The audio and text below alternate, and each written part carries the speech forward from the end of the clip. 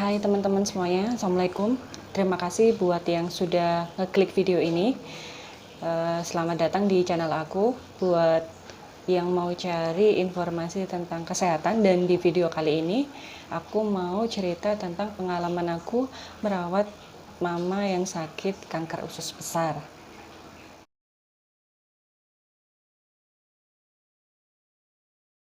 Kalau ngomongin tentang gejalanya, sebenarnya kanker usus besar ini nggak terjadi tiba-tiba, tetapi ada beberapa gejala yang dialami oleh pasien. Dan itu membutuhkan waktu bertahun-tahun untuk bisa dikenali apakah itu tumor biasa ataupun itu tumor ganas yang berubah menjadi kanker. Jadi beberapa tahun yang lalu itu, mama pernah sakit waktu buang air besar, tiba-tiba terjadi perdarahan, jadi keluar darah banyak banget di kamar mandi, kemudian dilarikan ke rumah sakit karena lemas, pingsan, dan HB-nya turun. Lalu di rumah sakit itu dilakukan endoskopi dan kolonoskopi. Nah, pas endoskopi kolonoskopi diketahui kalau ada polip atau ada benjolan di bagian usus besar atau di bagian usus yang bawah dekat dengan rektum. Kemudian setelah pemeriksaan itu tidak ada tindakan selanjutnya karena badannya udah agak enakan. Nah, harusnya di situ itu salah, harusnya ada tindakan medis selanjutnya, tapi karena sudah enakan dibiarin aja. Kemudian di tahun 2019 kemarin itu sering mengalami diare dan konstipasi, jadi nggak pernah normal BAB-nya gitu. Terus sering mules, lalu perutnya itu bunyi-bunyi, jadi mirip dengan orang hamil besar, perutnya agak membesar kayak kembung gitu. Terus perutnya gerak-gerak, yang katanya dokter namanya hiperperistaltik. Lalu disusul dengan penurunan berat badan secara drastis. Jadi awalnya mamaku sehat itu berat badannya kurang lebih 55, sampai akhirnya sakit sebelum operasi itu turun 15 kilo jadi 40 kilogram.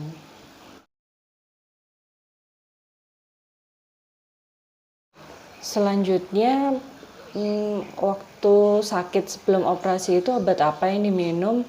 Sejujurnya nggak ada obat yang pas dan itu bisa menyembuhkan secara total, karena kita tahu kalau kanker itu kan berarti ada benjolan.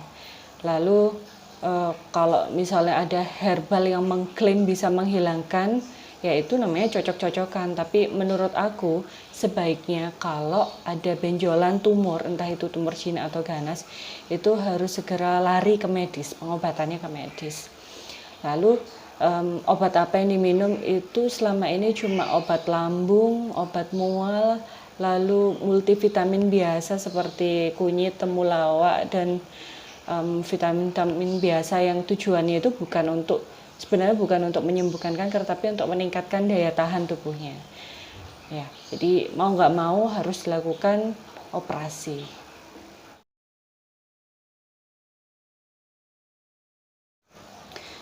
Gimana ceritanya sampai akhirnya operasi?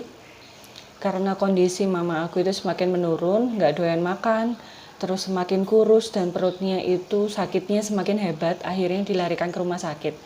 Posisinya waktu itu ada di Jombang, jadi dilarikan ke RSUD Jombang. Lalu di sana dilakukan USG, ronsen, CT scan, dan tes darah segala macam. Diketahui kalau benjolannya itu sudah membesar. Benjolannya membesar dan pihak rumah sakit di Jombang tidak berani mengambil tindakan apa-apa karena entah peralatan medis mereka kurang memadai atau takut mengatasi kasus yang sedemikian rupa. Akhirnya diberilah surat rujukan untuk ke Surabaya. Nah, rumah sakit yang dituju ada dua pilihannya, antara RSUD Dr. Sutomo ataupun RSAL. Lalu akhirnya keluarga memutuskan untuk ke RSAL karena dulu nenekku juga pernah melakukan kemoterapi di sana dan lokasinya lumayan dekat dari rumahku. Di RSAL, di ruangan IBEDAH khusus untuk yang mau operasi-operasi.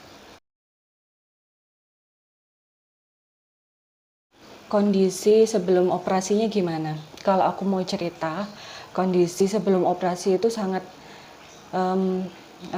pesimis, tapi kita tetap berusaha untuk bisa melakukan operasi, karena dokter sebelum operasi itu memeriksa darahnya dan menemukan kalau HB-nya mama itu sangat rendah.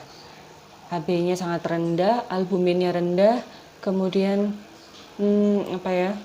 daya tahan tubuhnya itu, kekuatan badannya itu kurang. Akhirnya dilakukanlah transfusi darah, habis 2 kantong, kemudian cairan albumin, bukan albumin yang diminum tetapi cairan yang berbentuk botol diinfusin, dan itu nggak di cover BPJS, beli sendiri dan itu lumayan mahal, sekitar 2,5 juta albuminnya. Begitu sampai di rumah sakit itu, sebelum operasi, mau nggak mau mama harus dipasang 3 selang di badannya. Yang pertama di hidung, tembus ke lambung, tujuannya untuk mengurangi tekanan biar nggak terlalu kembung. Yang kedua untuk infus, karena disuruh puasa kurang lebih 5 hari. Dan yang ketiga itu kateter untuk buang air kecilnya. Nah, terus malamnya sebelum operasi, setelah tes darah yang kesekian kalinya, ditemukan HB-nya udah lumayan naik, albuminnya udah cukup, karena kalau albuminnya tetap rendah itu dokter anestesinya nggak berani untuk ngasih obat bius, takutnya nggak kuat badannya gitu kan. Nah, malam sebelum operasi itu kondisi ususnya harus bersih, jadi mama itu minum obat pencahar, obatnya semacam sirup dan diminum malam. Kemudian ada juga obat pencahar yang berbentuknya teman-teman tahu nggak sih obat yang sejenis kayak mikrolak yang dimasukkan lewat bawah. Nah, itu juga dimasukkan ke bawah. Jadi tengah malam sebelum operasi itu, entah karena nggak cocok atau gimana, terjadi muntah, kemudian diare, buang air besar terus sampai akhirnya habis. Terus paginya sekitar jam 8 dilakukan operasi di RSAL itu, di lantai 4. Dan alhamdulillah operasinya berjalan dengan sukses. Kalau ngomongin tentang biaya, kami kan pakai BPJS, kebetulan mama BPJS-nya kelas 2, dan itu setelah aku melihat rincian kwitansi pembayarannya, total dari biaya semuanya itu kurang lebih di rumah sakit kan 10 hari, biaya dokter, kamar, operasi dan segala macam itu totalnya 32 juta. Dan karena di cover oleh BPJS, kita itu kayak bayar cuma selisihnya itu sekitar 5 jutaan. Itu untuk biayanya, dan itu tergantung kelasnya ya, kelas 1, 2, 3 atau VIP.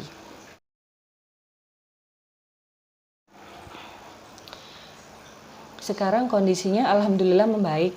Jadi yang sangat membahagiakan itu begitu keluar dari ruang operasi, itu kan sebelumnya dokter bilang kalau misalnya habis operasi badannya nggak kuat itu masuk ruang ICU dulu, tapi ternyata langsung sadar dan badannya itu bisa ngerespon dengan baik, jadi langsung masuk ke kamar perawatan. Oh iya, jadi setelah kan kanker di ususnya itu dipotong, jadi usus besarnya itu dipotong kurang lebih 40 cm kalau nggak salah.